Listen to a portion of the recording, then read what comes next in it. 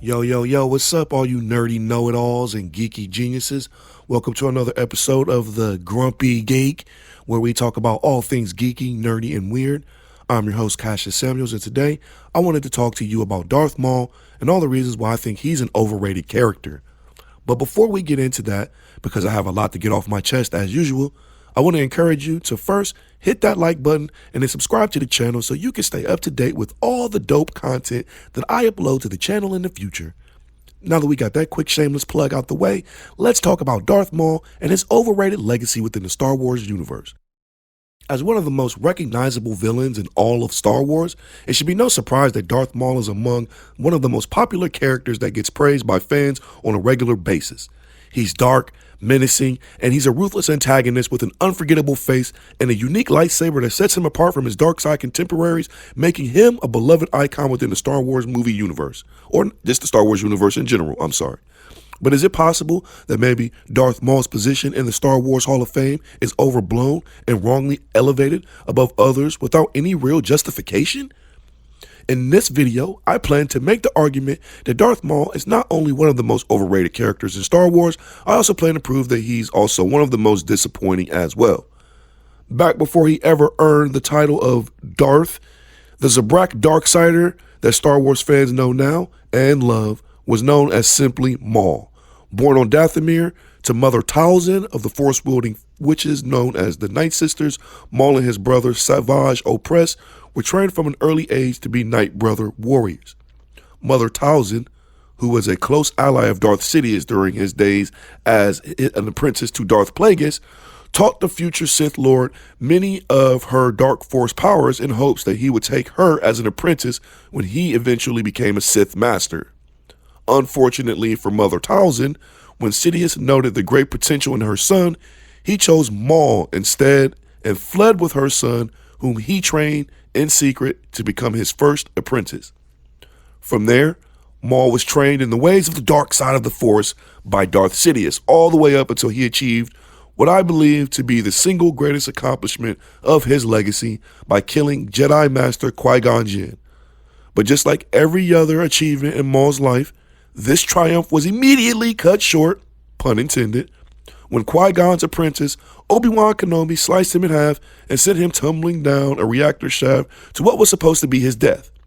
But as we all know, the tenacious son of Talzin would not be defeated so easily, as he miraculously survived this duel and stayed alive by using his hatred of Kenobi for fuel until he was found by his brother Savage and brought back to Dathomir.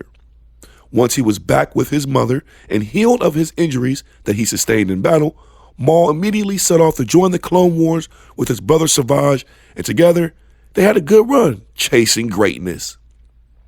As someone still fueled by his hatred and anger, Maul's pursuit of revengeful ambition allowed him to take control of the Black Sun pirate organization while also forming an alliance with Pre Vizsla and the Mandalorian terrorist group known as Death Watch.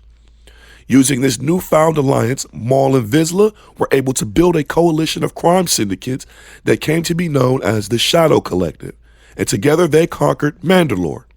To no one's surprise, this partnership didn't last long though, as Maul and Pre Vizsla faced off against each other until only Maul stood victorious as the sole leader of Mandalore's people. Once established in this new seat of power though, Maul set up a confrontation with Obi-Wan and killed the love of his life, Duchess Satine, right in front of him. But here again, this is where we see Maul nearly achieve his goals until once more he finds himself faced with utter fucking failure.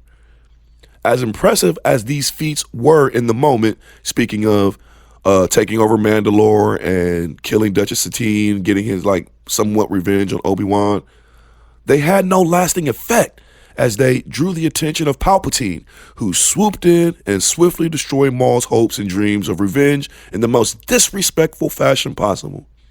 With little effort, Darth Sidious not only laid waste to Maul's claim as a supposed Sith Lord rival, he also stripped him of his status as Mandalore's leader and slayed his brother Savage with no remorse right in front of him. Adding insult to injury, once more, Maul was able to somehow escaped Sidious and returned to Mandalore, he again found himself faced with failure again as he met defeat against Ahsoka Tano in battle and almost died. That's where we're at currently in this Clone Wars Season 7 series right now. Had it not been for Order 66 and Ahsoka's choice to save Rex instead of finishing the fight against Maul, the former Sith apprentice would have died right then and there, and that would have been the end of his legacy, and we'd be having a whole different conversation about Darth Maul. But, as always, the little cowardly motherfucker escapes. From there, Maul was never able to achieve much of anything noteworthy in his last days. Sure, he managed to take over the Crimson Dawn Criminal Syndicate, Crimson Dawn Criminal Syndicate, and make it yet another run at trying to get revenge against Sidious and Obi-Wan one more time. But again, his best efforts just weren't enough. In fact, the only thing his best effort did was get him stranded on the planet of Malachor until his path eventually crossed with Ezra and the crew from Star Wars Rebels. This was a fortuitous event that eventually led him to discover the whereabouts of his lifelong nemesis, Obi-Wan Kenobi, who faced him down and defeated him to complete his final failure in an already extensive line of failures. As a Star Wars fan who can admit they're a little jaded due to Disney's inept approach to the franchise's story so far, I want to make it clear that I have nothing personal against Darth Maul. I think he's a cool character who provided a great deal of entertainment to me as a consumer of Star Wars media, and I appreciate his overall contribution to the story of Star Wars and the universe overall. Having said that, though, I remain adamant that Maul is overrated beyond belief if you look at the totality of his accomplishments and his legacy through the lens of an unbiased analysis. Yes, he's cool looking, and he does a lot of visually appealing attacks when he engages in lightsaber combat, but he's not worthy of being put on the pedestal that he's on when it comes to dark side force users within the Star Wars universe. To be frank, all you need to do is look at his track record within the Star Wars mythos, and you'll be able to see the truth for yourself. Yes, he was able to kill a Jedi Master, but ultimately, he failed the mission Sidious sent him on and was defeated by a Jedi Padawan. Yes, he managed to defeat Pre Vizsla and take over Mandalore, but right after achieving this, he failed to create and sustain an empire of his own for any period of extended time. When it was all said and done, he got his brother killed too, failing to take his revenge on his sworn enemies, and ultimately gave him purpose as a character. Not only that, he also basically lost or ran from every duel that he participated in with an opponent of equal or greater skill. And he failed at turning Ezra to the dark side right before he was defeated by a blind Jedi. To me, if it wasn't for the cool appearance, the double-bladed lightsaber, and the awesome cybernetic legs, Darth Maul would be just another corny character who isn't psychologically complex or thought-provoking enough to be worthy of the praises he often receives from the majority of Star Wars fans. How could he be worthy of the praise when every single accomplishment that he's had was immediately diminished by failure to capitalize on his successes?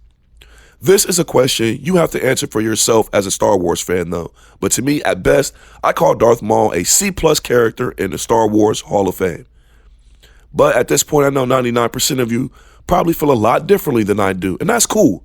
As long as you're civil and mature with your words, I welcome contradicting opinions and ideas. So please share your thoughts and let's have a discussion in the comment section below. Don't forget, on your way out, please hit that like button and subscribe to the channel if you found any entertainment value in this video at all. And I'll catch you beautiful nerds later. Stay out of trouble, wash your hands, stay safe, stay blessed, take care of each other, and I'll see y'all next time. Peace.